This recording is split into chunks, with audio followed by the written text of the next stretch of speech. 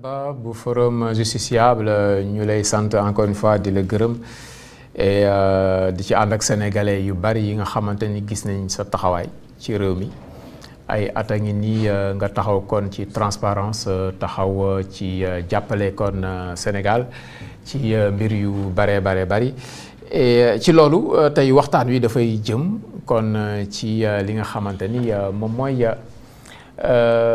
fonds spéciaux yi. li xew assemblée nan lañ ko mën a déggee. waaw nga def ci communiqué. waaw sur le principe dañu d'accord ni war nañu mën a am ay lois yoo xam ni dafay encadrer les fonds spéciaux ñu ñii di ko wax caisse noire ñii di ko wax fonds politique sur le principe d'accord nañ que ñu ñàkk ko lu tax ñu ni dañuy d'accord à ce que mu am loi boo xam ni dafay encadrer les fonds politiques parce que État du Sénégal dafa adopter le code de transparence dans la gestion des finances publiques code de transparence boobu mu nekk une directive de l'UEMOA parce que UEMOA ñoom dañuy jàpp que ni pour ñu gën a mun a ñoŋal ñu gën a mun a consolider la croissance économique il faudrait que les finances publiques ñu koy gérer de manière transparente finance publique nag boo koy wax mooy xaalisu askan bi les deniers publics te deniers publics yooyu il faudrait que sénégalais yi xam ni que caisse noire yi ñuy wax fonds spéciaux yi ñuy wax c'est leur argent seen xaalis la parce que caisse noire wala boog fonds politique du lenn lu dul contravention bi nga xam ni Jakarta man bi ñoo ngi ko koy dagg fonds politique du lenn lu dul sunu yaay yi nekk marché bu ñuy jaay léeg-léeg ñu fay patente fonds politique du lenn lu dul tey Evenprod impôts yi nga xam ne ñoo ngi ko koy dagg donc xaalis yi ñuy cotiser marchand ambulant bi Jakarta man bi commerçant bi impôts yi nga xam ne ñoo ngi koy fay ñu dajale ko yóbbu ko trésor nattal ci président de la république ay milliards nattal ci le premier ministre ay milliards 1,770 milliards jox leen ko ne leen doxal leen. assemblée bokk ci. ah si assemblée am na mais. xawma xamuñu ñaata la xamuñu voilà moo tax xam nga dafa. am na président de bu ñu doon wax ne 50 millions lañ ko daan. xam nga indil par weer c'est-à-dire 50 millions liquide. mais li xew ci fonds politique yi il faudrait que mu am une révolution populaire xam nga dafa am yenn question yoo xam ni Pape. du les politiques ñoom ñoo ko mën a lijjanti non les acteurs politiques du ñoom ñooy réglementer ñoom ñooy changer la donne par rapport ak ni ñuy gérer les fonds politiques les caisses noires. loolu seul le peuple.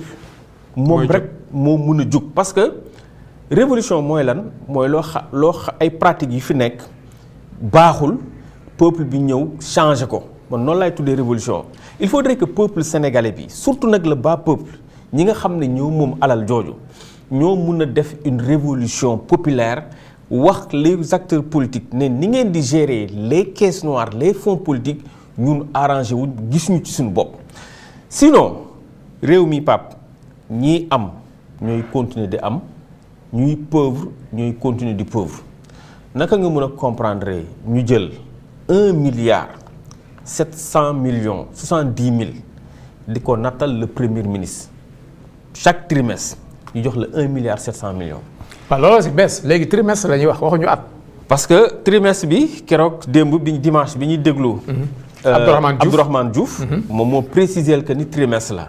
mu dem sax plus loin ba ni 1,770 milliards yi jeexoon na ba moom muy demander relance c'est-à-dire Sénégal ni ñuy gérer les deniers publics ni ñuy gérer les caisses noires dafa nekk en contradiction avec l'esprit du code de transparence dans la gestion des finances publiques. bon finalement ku la fi wax ñëwuma pour nguuru ñëwuma pour xaalis. non c'est des histoires. gis nga non xam nga tey Pastef muy le président Ousmane Sonko muy le président son excellence Bassirou Diomaye Diakhar Faye kenn waru leen woon mën a jàmm ci affaire caisse noire. man Ousmane lépp luy privilège lu fi Abdou Diouf Abdoulaye Wade. Macky Sall amoon en tant que premier ministre en tant que président.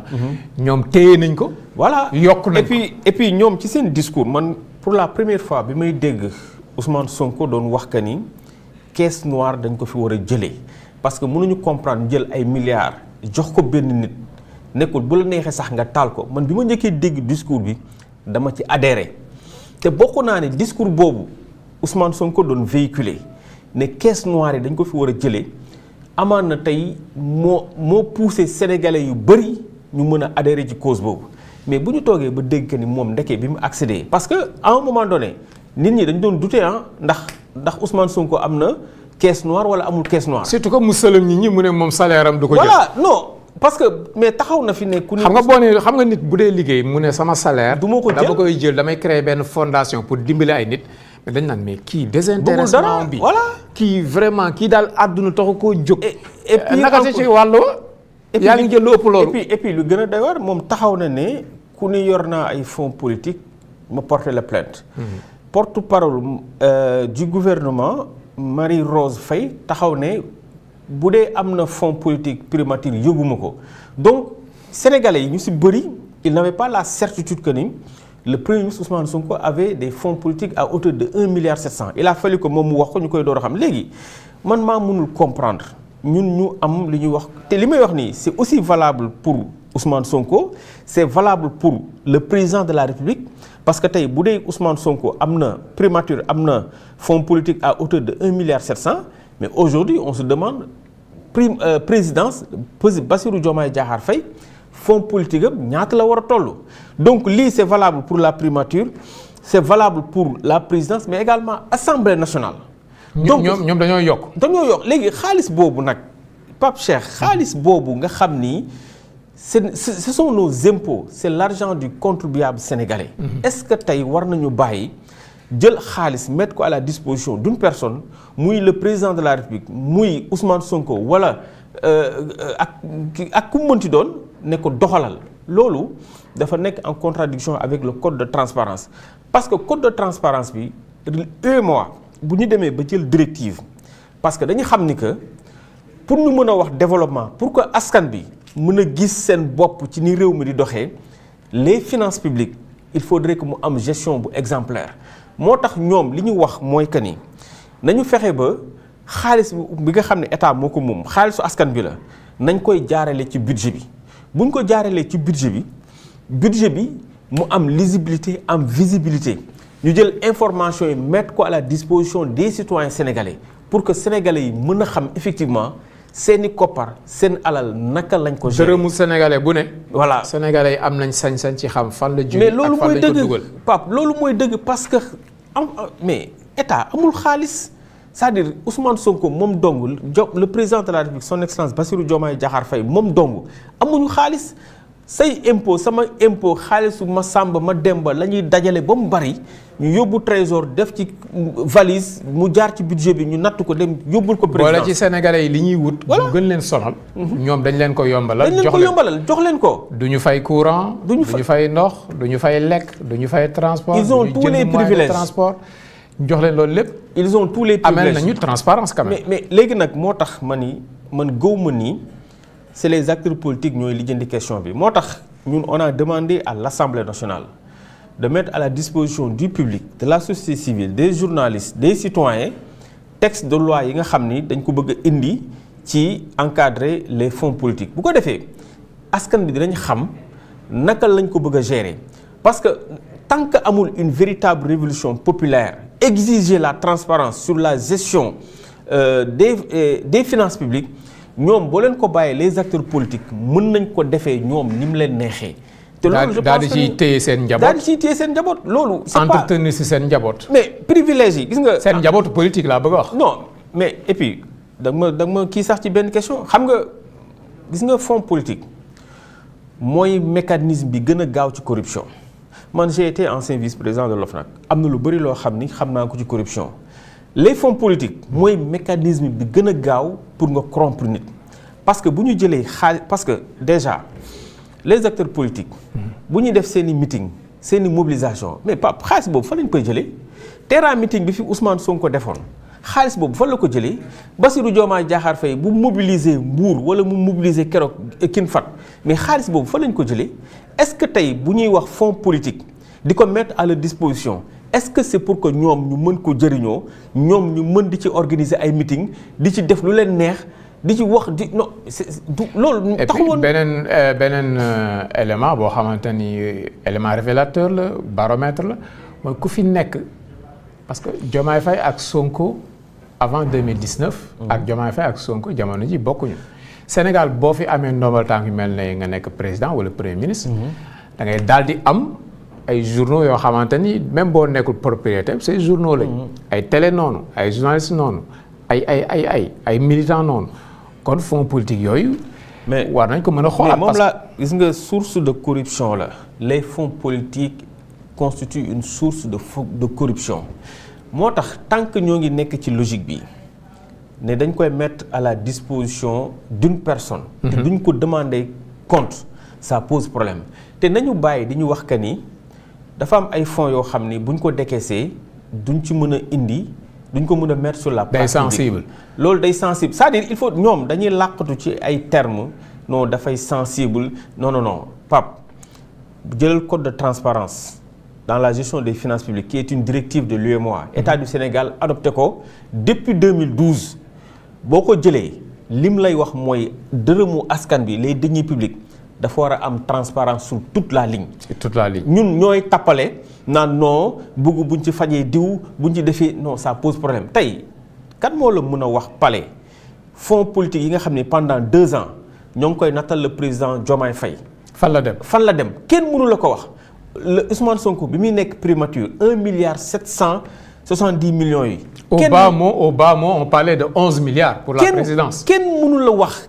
mais xaalis boobu amul kenn ku la mën a wax fii la xaalis bi dugg loolu c'est extrêmement grave Pape askan bi ñoo te je vais dire une chose gis nga configuration bi ñu nekk nii tant que moo ngi continuer ñii am dañuy bëgg di am. muy les acteurs politiques les dirigeants ñoom ñooy am parce que ñun ñooy jël alal bi natal leen ko. ñi nga xam ne ñoo leen di jox alal bi muy marchand ambulant bi di mécanicien bi di plombier bi di cordonnier bi di agriculteur bi ñi leen di nattal di leen jox seeni impôt ñoom dañuy continuer di pauvre. et puis day indi doole ji day nekk ci loxo ñenn ñi kese. mais loolu la. moo tax ngay gis ab ministre boo xamante ni day jàppee premier ministre ni ki ab yonante wala ab yàlla. mais benn président boo xamante ni même bu tisoliwul ñu ne ko yàlla. waaw mais ça pose problème. parce que ñoom ñoo yore doole. mais parce que ñoo te et puis doole jooju li ci doy waar mooy askan bi moo leen ko jox moo leen jox xaalis boobu état amul doole état amul xaalis c'est-à-dire Diomaye personne entité personnelle Ousmane Sonko la même chose amuñu alal. la preuve avant ñu bi ñuy nekk ci opposition bi ak bi ñuy ñëw léegi ça pose am na différence xaalis boobu ñu yor. c'est gis nañ ñu fi nekkoon tey kenn yëkkatu leen. c'est l'argent du contribuable sénégalais. donc il faudrait qu'il y ait une véritable révolution populaire taxaw kaas ne leen kat alal ji désormais dañu bëgg ñu xam fan la ñuy dugal xaalis bi et puis mu nekk loo xam ni day am par exemple tey boo jëlee présidence exemple ñu natal ko 11 milliards. mais dañ ko war a defal ay lignes budgétaires yu précis. ne ko xaalis bi lii nga ci def lii nga ci def lii nga ci def mais mënoo jël rek nga am benn globalité jël xaalis bi jox ko ne ko yaay xool noo ko bëgg a doxalee nga doxalee ko noonu. doo rendre compte loolu ça pose problème. parce que encore une fois de plus c'est l'argent du contribuable sénégalais Pape Diomaye mënul ñëw voter une loi sur l'accès à l'information voter une loi sur la protection des lanceurs d'alerte réformer OFNAC parce que lan gëm na ni que réew mënul avancer te amul transparence léegi transparence boobu nag nañ ko élargir ba ci li nga xam ne tey moom mooy texte de loi yi nga xam ni bëgg nañ ko jël pour encadrer les fonds politiques. li nga wax am na solo parce que am na sénégalais yoo xamante ni moom xaalisu Sénégal amuñu ci accès amuñu ci droit fa lañ leen teg am ñoo xam ne dañ leen nàkkal mooy loolu kon ñii di wéy di am ñii di wéy di. mais xam nga man sama position fi ma nekkoon OFNAC ça m'a permis de comprendre beaucoup de choses et puis gis nga ñoo ngi wax ci fonds politique yi mais nañu parlons des privilèges c'est-à-dire da ngay gis tey un directeur général. qui a un salaire. qui tourne autour de 5-6 millions. nga jox ko oto jox ko carburant assurance sax da nga ko koy jox maanaam tey bu feebaroon am ordonnance su 10 000 bu demee 1000 francs lay fay et pourtant jox nga ko benn salaire u 5 millions wala benn salaire u 6 millions. saa nga boole si internet ak. voilà kooku tey nga am couverture médicale. bu amee ordonnance su 10 000 bu demee 1000 francs lay fay et pendant ce temps. am na benn masamba bu nekk géejawaay koo xam ni joxoo ko salaire. joxuloo ko privilège joxuloo ko oto te pourtant bu feebaree bu amee ordonnance su 10 000 état du ko ci jox dara moom mooy jël c'est-à-dire écart bi am entre nos élites ak la population c'est un écart qui est énorme. dafa te loolu nag dafa mel ni ñaari xeetu sénégalais enjeu bi yëpp bokkuñu même réew. enjeu bi yëpp lenn la ce sont les deniers publics. gis nga xaalis boobu noonu nga xam ne tey moom la ñu mettre à leur disposition ba mu am écart boobu xaalis boobu la ñu war a xool naka lañ koy réguler tant que réguler wuñ les fonds politiques les deniers publics ku nekk xam yow lan moo ci sa wàll. écart bi day continuer ñii am dañuy bëgg di am. ñii foog ñu xam ne xaalisu Sénégal la d'abord c'est important. ñu xam ne xaalisu réew mi la. beneen bi mooy ni ñu koy séddalee waxuñu ñëpp a yem. mais ku si nekk quand même nga gis si sa wàll. li nga méritool loolu moo am ci yeneen réew war na mën a am fii. mais da nga wax lu am solo mooy que ne affaire xaalis la encore une fois. du ñoom politique yi ñoo koy soppi. li koy soppi feneen rek la mën a jóge muy askan woo xamante ni imposé na leen ko.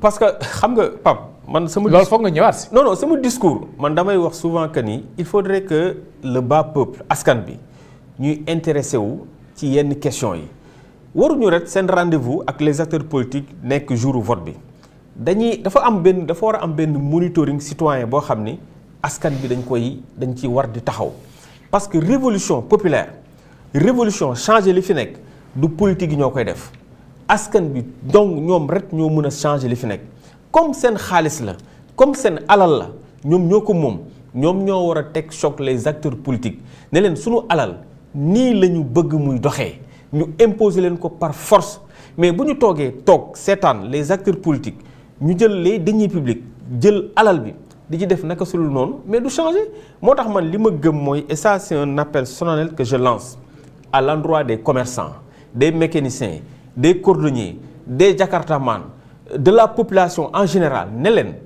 il faudrait que ngeen xam que ni 11 milliards yi ñuy wax wala boog 1 milliard 700 yi ñuy wax c'est votre argent te ñoom bu ñu bëggee seen ñoom peuple bi bu ñu bëggee gis ci seen bopp ci mbir mi nañu toog ñu ni désormais question wu fonds politique yi dañ koy waxtaanee parce que tey boo jëlee 1 milliard 700 millions di ko natal benn nit nga xool pendant 2 ans ça tourne autour de 14 milliards mais 14 milliards yooyu est-ce que waruñu ko woon wàññi def ko 7 milliards yóbbu leen ci askan bi 14 milliards ñaata case de santé nga ci mën a defar 14 milliards yooyu lan ak lan la ci il faudrait que askan bi. hôpitaux yi Sénégal est-ce que xam nga hôpitaux yi boo demee mais balaa ñu ngaa wax ak kenn sax da ngay génne 2000 francs pour fay pour jënd ticket xaw ma mais man mun naa jàpp ni Pape. pour pansement. mais parfois pansement nit da ngay jënd liñ ciy taf. mais boo ko deful. boo ko jëndul ne ñu la pansement amul la. non mais li gën a doy waar da ngay ñëw boo jëndul ticket 5000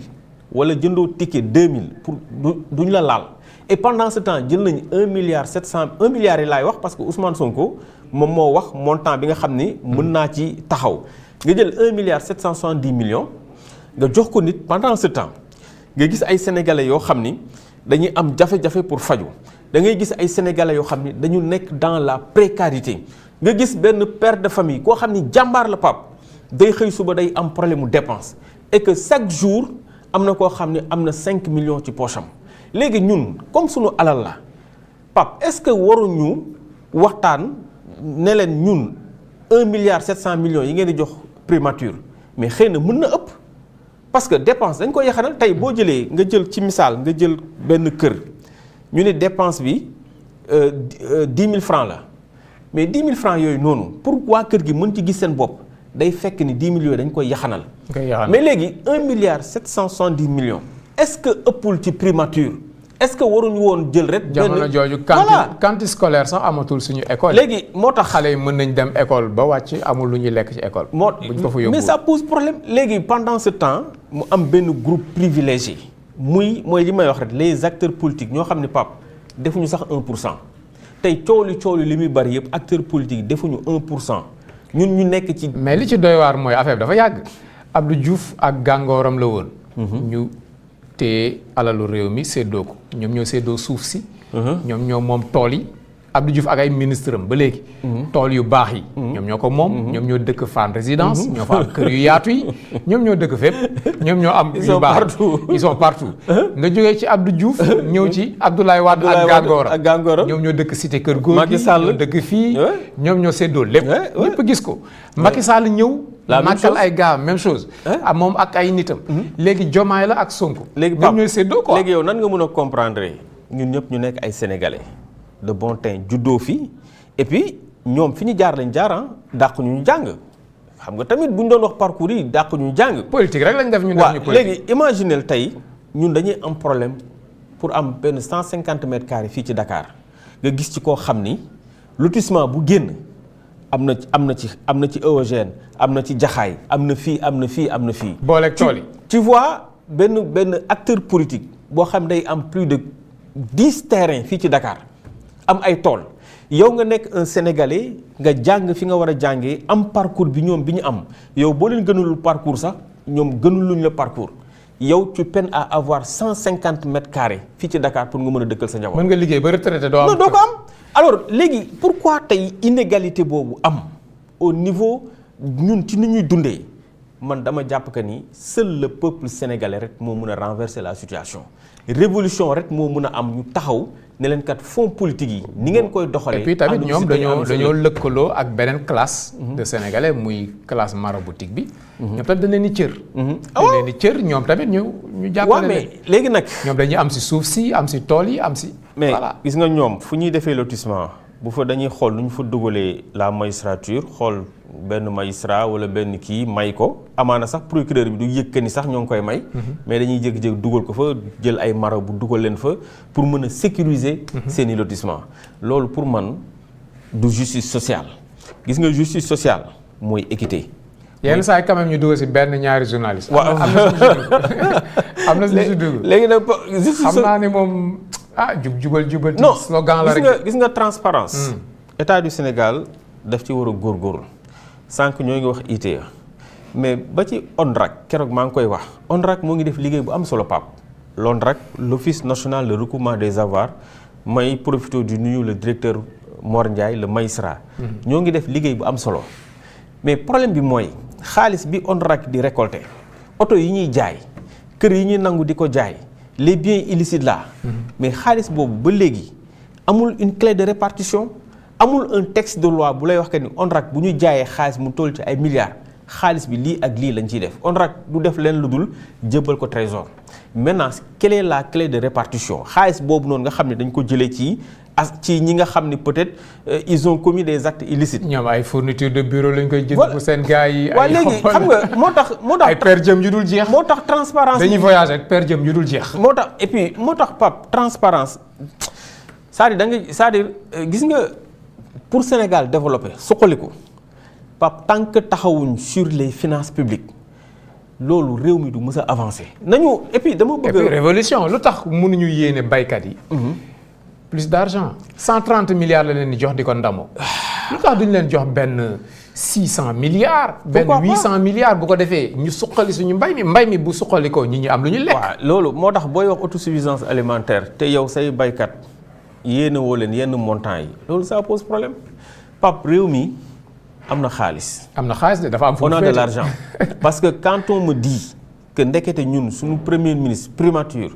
chaque trimestre chaque 3 mois il a 1 milliard 770 millions.